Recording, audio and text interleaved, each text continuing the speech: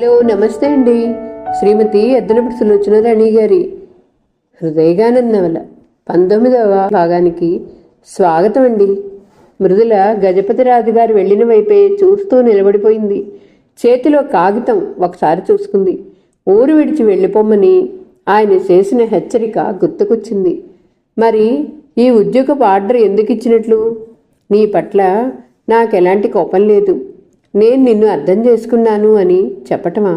ఏదైనా ఆయన ఈ జరిగిన గొడవకంతటికి చాలా కుమిలిపోతున్నారనే మాట మాత్రం చాలా నిజం. ఆయన తనకి ఉద్యోగం తిరిగిచ్చి మనసులో ఉన్న గౌరవాన్ని, అభిమానాన్ని రుజువు చేసుకున్నారు. ఈ ఊరి నుంచి వెళ్ళిపోమ్మని హెచ్చరించి ఆయన బాధ్యత కూడా నెరవేర్చుకున్నారు. మృదులకి ఆయన తన క్షేమం కోరే అలా చెప్పారని అర్థమైంది. ఇంతలో ఆనంద్ ఇంటి పనివాడొచ్చాడు. అయ్యగారు మీకు ఈ ఉత్తరం ఇమ్మన్నారు అంటూ చెప్పాడు. మృదుల తీసుకొని చూసింది. అది మృదుల అన్నగారు ప్రసాద్ రాసిన ఉత్తరం. అందులో ఇలా ఉంది: మృదుల, నేను ఈ పూటే ఈ ఊరొచ్చాను. ఆనంద్ ఇంట్లో దిగాను. నాకు అక్కడికి రావటం ఇష్టం లేదు. నువ్వు ఈ ఉత్తరం చూసిన వెంటనే రావాలి. నువ్వు రాకపోతే నేను అక్కడికి రావాల్సి వస్తుంది. నేను వస్తే జరిగే పర్యవసానం ఇక ఆలోచించుకో. నాకు కోపం రాదు. వస్తే ఉచితానుచితాలు చూడనని నీకు తెలుసు. మేం కావాలో అక్కర్లేదో వచ్చి చెప్పి వెళ్ళిపో. ఇట్లు నీ అన్న ప్రసాద్. మృదుల ఆ ఉత్తరాన్ని 1-2 సార్లు చదువుకుంది. కాసేపు ఆలోచనలు పడినట్టుగా అలాగే నిలబడిపోయింది. ఆ తర్వాత చెప్పులేసుకుని పద అంటూ వచ్చిన కుర్రాడితో బయలుదేరింది. మృదుల వెళ్ళేసరికి ఆనంద్, ప్రసాద్ బయట వరండాలోనే కూర్చునున్నారు. మృదులను చూసిన ప్రసాద్ లేచి రాలేదు, పలకరించలేదు. మృదుల తానే మెట్లెక్కి అన్నగారిని చిరునవ్వుతో పలకరించింది. బాగున్నావా అన్నయ్య? చాలా సంతోషంగా ఉన్నాను. అమ్మ రాలేదే, ఎలా ఉంది? నేను వచ్చి చూసి ఈ ఆనందం అంతా జుర్రుకుంటున్నానుగా. నువ్వు ఈ ఊర్లో వెలగబెడుతున్న ఘనకార్యం ఇంకా ఆవిడకి తెలియలేదు. తెలిస్తే హుసేన్ సాగర్లో దూకి చచ్చి ఉండేది. ఆనంద్ ఉత్తరాలు రాస్తే నేను నమ్మలేదు. కాస్తంతకి గంపంత చేస్తారులే అనుకున్నాను. రైలు దిగి వస్తుంటే ఆ గోడల నిండా వ్రాతలు చూస్తే చీ అనిపించింది. మన వంశం పరువు ఇలా రచ్చకీడుస్తావని అనుకోలేదు. అతను ఆవేశంగా అన్నాడు.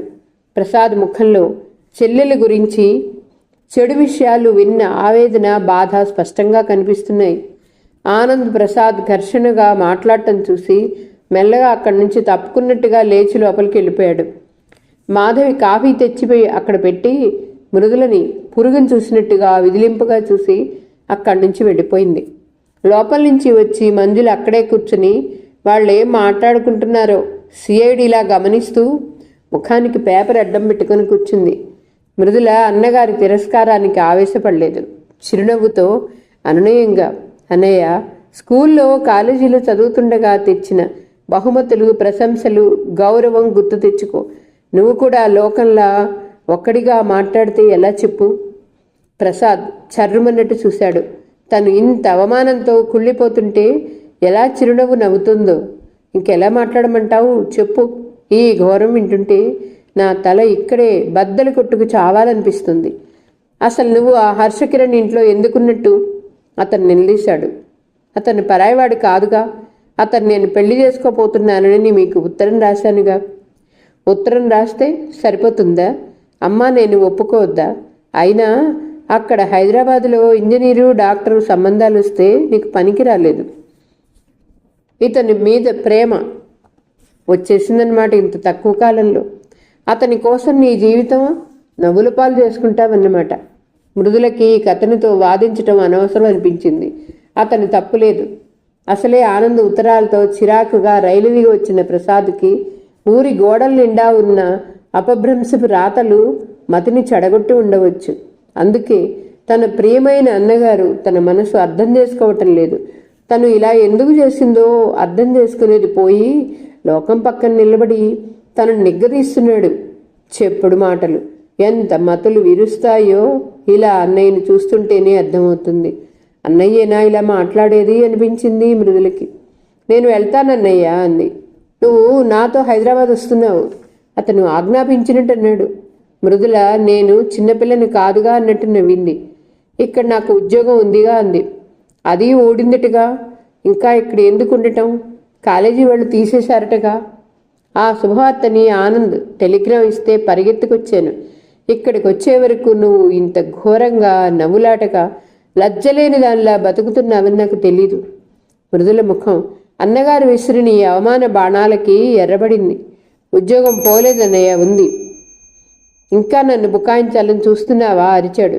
మృదుల చేతిలో పట్టుకొని ఉన్న గజపతిరాజు గారు ఇచ్చిన ఉద్యోగపు ఆర్డర్ని అన్నగారికి చూపించింది. ప్రసాద్ దాన్ని చూసి చదివి విసిరికొట్టాడు. ఇంకే, ఆ హర్షకిరణ్ వాళ్ళ కాళ్ళు వీళ్ళ కాళ్ళు పట్టుకొని మళ్ళీ వేయించుకొని ఉంటాడు. ఇక్కడ లేని వాళ్ల గురించి ఎందుకు మాటలు? అంటే వాడి పేరు కూడా నేను ఎత్తకూడదా? ఇంతకీ నువ్వు నాతో వస్తున్నావా లేదా? రావటం లేదు. రావు. ఇంత కండకావరం బలిసిందన్నమాట. మృదుల అవునని తల ఊపి అక్కడి నుంచి బయలుదేరొచ్చేసింది. వెనక నుంచి ప్రసాద్ అరిచినట్టుగా చెప్పాడు. ఇదిగో మర్యాదగా చెప్తున్నా, నువ్వు నాతో రాకపోయినా ఇక జన్మలో నీ ముఖం చూడను. అమ్మా నువ్వు చచ్చిపోయావనే అనుకుంటాం, తెలిసిందా? సరే. వెనక్కి తిరగగానే మృదుల కూడా గట్టిగా జవాబు చెప్పింది. ఎంత సాహసమే నీకు! ప్రసాద్ దిగొస్తుంటే వెనక నుంచి ఆనంద్ వచ్చి చెయ్యి పట్టుకున్నాడు. నువ్వు ఆవేశపడకు. నీ చెల్లెలు ఎంతకు తెగించిందో ఇప్పటికైనా కళ్ళారా చూస్తున్నావా? నేను అబద్ధం చెప్పలేదుగా. ఏదేదో అంటున్నాడు అతను. మృదుల గేటు తీసుకుని వచ్చేసింది. మృదులకి కళ్ళల్లో నీళ్లు ఉబికొస్తున్నాయి. అన్నగారి ఎదుట కనపరిచిన ధీరత్వం సడలిపోయింది. తోడబుట్టినవాడు, తనని ఆదుకోవలసినవాడు, తనని చిన్నప్పటి నుంచి ఎరిగినవాడు ఇలాగైనా మాట్లాడేది? అవునులే, అతను తప్పేం లేదు. ఆనంద్ ఎక్కించిన మాటలతో అతని మనసు విషయమయమైంది. వచ్చినవాడు తను ఎలా ఉందో చూడటానికి సరాసరి తన దగ్గరికి రాకుండా అక్కడ దిగి పిలిచినప్పుడే ఇలాంటిది ఏదో జరుగుతుందని అర్థమైంది. కానీ అన్నయ్య తను తొందరపడ్డానని సిగ్గుపడే రోజు ఎప్పటికైనా రాదా? సారీ మృదు, నిన్ను అర్థం చేసుకోలేకపోయాను అనే రోజు తప్పకొస్తుంది. అప్పటి వరకు తాను ఓపిక పట్టి ఉండటమే తన కర్తవ్యం. అమ్మాయి గారు ఎక్కడికి వెళ్తున్నారు? వెనక నుంచి వినిపించింది. రోడ్డు వెంట నడిచి వస్తున్న మృదుల పరిచితం అయిన ఆ పిలుపు విని తిరిగి చూసింది. గజ్జెలు గల్లుమంటుండగా అద్దాలు కుట్టిన పరికిణీ జాకెట్తో లంబాడి అమ్మాయి పరుగునొచ్చి పలకరించింది. నెత్తిన కట్టెల మోపుంది. ఎక్కడికే, నువ్వేమిటి ఇలా వస్తున్నావు జమీ? కట్టెపుల్లలు ఇంకా అమ్ముడుపోలేదా అంది మృదుల. జమీ లంబాడీ పిల్ల. మృదులకి అద్దాల దిండుగలీబులు కుట్టించింది. మృదుల కొన్ని ప్రత్యేకంగా ఆర్డర్ కుట్టించి హైదరాబాద్ అన్నగారికి స్నేహితులకి పంపింది. తమ కుట్టుకి మంచి ధర ఇచ్చిన మృదుల అంటే జమీకి ఎక్కడలేని గౌరవం. సెలవుల్లో మధ్యాహ్నం వేళ ఎప్పుడైనా మృదుల దగ్గరికి వచ్చి కూర్చుని కుట్టేది. మృదుల జమీ కలిసి కబుర్లు చెప్పుకుంటూ వెళ్తుంటే దోవలో సైకిల్ మీద వెళుతూ రంగా ఎదురయ్యాడు. అతను జమీని చూడగానే విసురుగా ఈల వేసి కన్ను కుట్టాడు. యాదవ సచ్చినవాడా, ఏ కట్టెపుల్ల దెబ్బ మళ్ళీ కావాలా? చేతి మోపులోంచి కట్టెపుల్ల తీస్తూ ఉంది. రంగా సైకిల్ మీద వేగంగా పారిపోయాడు. దొంగ సచ్చినోళ్ళు. బాగా తిని బలిసి జమీ తిట్టసాగింది. ఆ అబ్బాయి నీకు తెలుసా జమీ? అంది మృదుల. అవునమ్మా. ఓసారి ఏమైందంటే నేను ఇలా కట్టెలు అమ్ముతూ వెళ్తున్నాను. కట్టెలు కావాలని పిలిచారు. ఈడుతో కలిసి ఇంకా ఉన్నారులే ఒక పళ్ళెత్తువాడు. అప్పుడు ఏమైంది? జమీ జరిగిందంతా చెప్పింది. బాగా బాధాన్లేండంది పులకరింతగా నవ్వుతూ. మృదులకి ధైర్యం వచ్చింది. అలాగే ఉండాలి జమీ అంది. జమీ మృదులని ఇంటి వరకు దింపి వస్తానండమ్మా అని చెప్పి వెళ్ళిపోయింది. శాంత జయశ్రీతో కలిసి కాలేజీకి వచ్చింది. అందరూ శాంతని ఎగాదిగా ఇంతగా చూస్తున్నారు. ఒకళ్ళిద్దరు శ్లేషగా ఒంటో బాగాలేదుటగా, ఇప్పుడు ఎలా ఉంది అని అడిగారు. బాగానే ఉంది అంది. శాంత కాలేజీ ఆవరణలోకి వచ్చింది. అక్కడ గోడల నిండా శాంత బొమ్మలు రకరకాలుగా వేసున్నాయి. వాటి కింద ఇలా వ్యాఖ్యానాలు రాసున్నాయి. శాంతని రేప్ చేశారు. శాంత రేప్ చేయబడింది. శాంతకిక పెళ్లి కాదు. శాంత మానవ్ దోచుకున్నారు. చివర బొమ్మ నగ్నంగా ఒంటి మీద బట్టలు లేకుండా జుట్టు విరబోసుకొని నిలబడింది. ఆ వాక్యాలు ఆ బొమ్మలు చూడగానే శాంత కళ్ళు పెద్దవయ్యాయి. అవి క్రమంగా పత్తికాయల్లా విచ్చుకుని ఆ అక్షరాల్ని తనని మింగటానికి వస్తున్న భూతాలను చూసినట్టు చూసింది. ఆ అసభ్యమైన రాతలకి జయశ్రీ కూడా బిక్కమొహం వేసింది. ఇంతలో మంజుల కాలేజీలోకి వచ్చింది. మంజుల శాంతని జయశ్రీని నిరసనగా చూస్తూ చాలా మర్యాదస్తురాల్లా హై హీల్స్ టకటకలాడించుకుంటూ బ్యాగ్ ఊపుకుంటూ కాలేజీ క్యారిడార్ వైపు వెళ్ళింది. అక్కడ ఇద్దరు మగపిల్లలు ఎదురుపడ్డారు. వాళ్ళు మంజులను చూడగానే హాయ్ అంటూ విష్ చేశారు. హాయ్ మోహన్, హాయ్ రవి అన్నది. వాళ్ళ ముగ్గురు కలిసి ఆనందంగా కబుర్లు చెప్పుకుంటూ వెళ్ళిపోయారు. శాంత లోపలికి వెళ్దాను రా అంది జయశ్రీ. శాంత రాను అన్నట్టు అడ్డంగా తల తిప్పింది.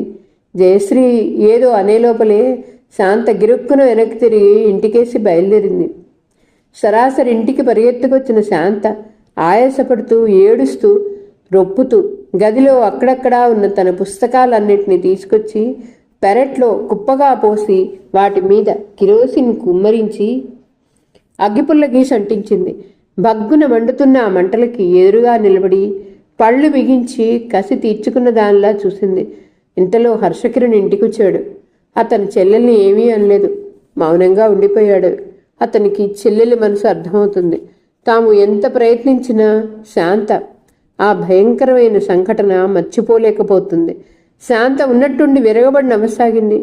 హర్షకిరణ్ వచ్చి శాంతని దగ్గరకు తీసుకుపోయాడు. శాంత దూరంగా వెళ్ళి నిలబడింది. మృదుల లోపలికి వచ్చేసరికి శాంత పిచ్చి పట్టిన దానిలా నవ్వుతుంది. మృదుల శాంతని దగ్గరికి తీసుకుని బుజ్జగించింది. రాత్రైంది. శాంత మంచం మీద దిళ్ళ కానుకుని అలాగే కూర్చుంది. నిద్రపో శాంత అంది మృదుల. శాంత మాట్లాడలేదు. పొద్దుటి నుంచి రకరకాల విషయాలతో అలసిపోయిన మృదులకి నిద్ర పట్టేసింది. తెల్లవారిన తర్వాత మెళుకు వచ్చింది ఆమెకి. మృదుల ఉలిక్కిపడి లేచింది. పక్క మంచం మీద శాంత లేదు. అమ్మయ్య, ఏడుస్తూ ఇంకా అలాగే కూర్చోలేదనుకుంది. మృదుల లేచొచ్చేసరికి హర్షకిరణ్ కూర్చుని పేపర్ చూస్తూ కాఫీ తాగుతున్నాడు. మృదులను చూసి గుడ్ మార్నింగ్ అన్నాడు. అతనికి అలా చెప్పటం అలవాటే. మృదుల మొహం కడుక్కోవటానికి వెళ్ళింది. శాంత ఎక్కడా తిరిగి వస్తుంది. శాంత లేవలేదుగా అన్నాడు అతను. లేవలేకపోవటం ఏమిటి? నేను లేచేసరికి తాను గదిలో లేదంది. హర్షకిరణ్ చప్పున పేపర్ పక్కన పెట్టాడు. శాంత లేవలేదు మృదుల. నేను ఇంత క్రితం నుంచి ఇక్కడే ఉన్నాను. ఏమైంది? ఇద్దరు ఇల్లంతా వెతికారు, ఎక్కడా లేదు. ఇంతలో దొడ్లో నుంచి ఓ అమ్మో అంటూ పనికురాడు పెద్దగా కేక పెట్టడం వినిపించింది. హర్షకిరణ్ అటు వెళ్తుండగా వాడే పరిగెత్తుకొచ్చాడు. వాడి కళ్ళు భయంతో పెద్దవైనాయి. అబ్బాయి గారు, శాంతమ్మ గారు నూతిలో తేలుతున్నారన్నాడు. ఛట్ నోర్మై! హర్షకిరణ్ పెరట్లోకి పరిగెత్తాడు. మృదుల కూడా పరిగెత్తింది. హర్షకిరణ్ బావిలోకి చూశాడు. అందులో శాంత శవం తేలుతోంది. గంటలో ఈ వార్త చుట్టుపక్కల ఇళ్ళ వాళ్ళందరికీ తెలిసిపోయింది. అందరూ చూడటానికి బిల్లబిల్లాడుతూ వచ్చేశారు. ఇల్లు ఆవరణ జనంతో కిటకిటలాడిపోయింది. శాంత శవాన్ని నూతిలో నుంచి బయటికి తీశారు. శాంత ముఖం నిద్రపోతున్నంత సుఖంగా ఉంది. కోరుకున్న చావు అవటం వల్ల కాబోలు పెనుగులాట లేకుండా ఉంది. పోలీసులు కూడా వచ్చారు. శాంత దిండి కింద అన్నగారికి మృదులకి రాసిపెట్టిన ఉత్తరం దొరికింది. అందులో ఇలా ఉంది: అన్నయ్య, మేడం, నేను ఈ పని చేశానని మీరు నన్ను తిట్టకండి. మీరు నన్ను ఎంత మామూలు మనిషిని చేయాలని ప్రయత్నిస్తున్నా నేను ఉండలేకపోతున్నాను. ఆ భయంకరమైన సంఘటన మర్చిపోలేకపోతున్నాను. రాత్రిపూట నిద్రపోవాలంటే భయం. ఎవరైనా వచ్చి మీద పడతారేమోనని. కాస్త ఒంటరిగా ఉండాలన్నా వణుకొస్తుంది. నా ఈ శరీరం చూస్తుంటే నాకు అసహ్యం వేస్తుంది. పరమ రోతగా అనిపిస్తుంది. ఇది నాది కాదు. దీన్ని నేను భరించలేను. అందుకే ఈ శరీరాన్ని వదిలేస్తున్నాను. చావంటే నాకు అసలు భయం లేదు. నాలాంటి దురదృష్టవంతురాలికి చావే స్వర్గం అనుకుంటున్నాను. అందుకే చచ్చిపోతున్నాను. మీ ఇద్దరికీ నమస్కరించి వేడుకుంటున్నాను. నన్ను అర్థం చేసుకోండి. నా మీద కోపం తెచ్చుకోకండి. మీ శాంత. మేడం, అన్నయ్యని వదిలి మీరు వెళ్ళవద్దు. ఇది నా కడసారి విన్నపం. ఆ ఉత్తరం చూడగానే మృదుల ఏడ్చేసింది. హర్షకిరణ్ పాషాణంలా అయిపోయాడు. అతని కంటి వెంట ఒక్క చుక్క కూడా నీరు రాలేదు. పోలీసులకి శాంతని గురించి చెబుతూ శాంత దహన క్రియలకు ఏర్పాటు చేస్తున్న అతన్ని చూస్తుంటే మృదులకి భయం వేసాగింది. అతని ముఖంలో ఆచ్ఛాదనగా ఉన్న గాంభీర్యం వెనుక ఎన్ని దుఃఖపు సముద్రాలు దాగి ఉన్నాయో మృదులకి తప్ప ఇంకెవరికి అర్థం కాదేమో. సాయంత్రం అయిపోయింది. పడమట సూర్యబింబం కుంగిపోవటమే లేదు. ఎరుపుని కూడా ఆవేశం మింగేసింది. మృదుల వరండాలో నిలబడింది. హర్షకిరణ్ వచ్చాడు. డాక్టర్ వర్మ మిగతా స్నేహితులు వెళ్ళిపోయారు. అతను ఇంట్లోకి రాలేదు. వరండాలో కుర్చీలో కూలబడిపోయాడు. మృదుల దగ్గరగా వచ్చింది. లోపలికి రండి అంది. అతను రాలేను అన్నట్టు తల తిప్పాడు. చేతుల్లో ముఖం దాచుకొని కూర్చున్నాడు. మృదుల వచ్చి అతని తల మీద చేయి వేసి నిమరసాగింది. ఇద్దరి మధ్య మౌనం ఏర్పడింది. ఒకరి మనసు మరొకరికి మాటలు లేకుండానే ధైర్యం చెప్పడానికి ప్రయత్నిస్తుంది. హర్షకిరణ్ మెల్లని స్వరంతో తనలో తాను అనుకున్నట్లుగా అన్నాడు. ఇద్దరం కలిసి శాంతకి పెళ్లి చేసి అత్తవారింటికి పంపుదామని కలలు కన్నాం. చివరికి ఇలా పంపాం. అతని గుండెలు పగిలినట్టుగా ఒక్కసారిగా ఏడుపు ఉప్పెల్లా వచ్చేసింది. మృదుల చప్పున అతని తలని గుండెలకి హత్తుకుంది. మీరు ధైర్యం తెచ్చుకోవాలంది. అంతేగాని మృదులకు కూడా ఏడుపు వచ్చేసింది. నేనేం పాపం చేశాను? నాకెందుకు ఇలా దురదృష్టం ఎదురైంది? శాంతని నేను ఎలా మర్చిపోగలను? మృదుల, నేనేం చేయను? నిస్సహాయంగా అన్నాడు అతను. ఆ క్షణంలో అతను గంభీరమూర్తి అయిన హర్షకిరణ్ కాదు, బెంబేలు పడిపోయిన పసిపాపలా ఉన్నాడు. మృదుల అతన్ని మరింత దగ్గరకు తీసుకుంది. అతని గుండెల్లో ఎక్కడో అతి పదిలంగా దాచేసుకోవాలనిపిస్తుంది. శాంత మరణం అనే దుఃఖం నుండి అతన్ని రక్షించుకోవాలనిపిస్తుంది. కానీ ఎలా? ఏ విధంగా? మృదుల మనసు పరిపరి విధాల పోతుంది. ఆ ఇద్దరికీ పెళ్లి కాలేదు. అయినా సరే ఇద్దరూ కలిసి 100 సంవత్సరాలు గడిపినంత సన్నిహితంగా అయ్యారు. మృదుల అతన్ని బలవంతంగా లేవతీసి లోపలికి తీసుకొచ్చింది. హర్షకిరణ్కి అన్నయ్య అని ఎక్కడో శాంత పిలుస్తున్నట్టే ఉంది. రాత్రి అయింది. మృదుల గుండెల మీద తల ఆనించి హర్షకిరణ్ పడుకున్నాడు. అతను నిద్ర మెలకువగానే స్థితిలో ఉన్నాడు. అతను శాంత కబుర్లు చెప్పి అలసిపోయినాడు. మృదుల అతన్ని చెప్పనిస్తుంది. శ్రద్ధగా వింటుంది. అతన్ని మాట్లాడినిస్తే బాధ కాస్తైనా తగ్గుతుందని మృదుల ఆశ. హర్షకిరణ్ కళ్ళు అలసటతో మూతలు పడ్డాయి. మృదుల ఆలోచిస్తుంది. శాంత ఈడుగల మంజులకే ఇలాంటి అనుభవం ఎదురైంది. గర్భవతైంది. కానీ మరో కంటికి తెలియకుండా దాన్ని తప్పించుకొని తన జీవితంలో ఏమీ ఎరగనట్టే నిబ్బరంగా మామూలుగా తిరుగుతుంది. లంబాడి పిల్ల జమీకి కూడా ఇలాంటి అనుభవం ఎదురు కాబోయింది. కానీ ధైర్యంగా జబ్బ సత్తువతో ఎదురు తిరిగి ఆ ప్రమాదం తప్పించుకుంది.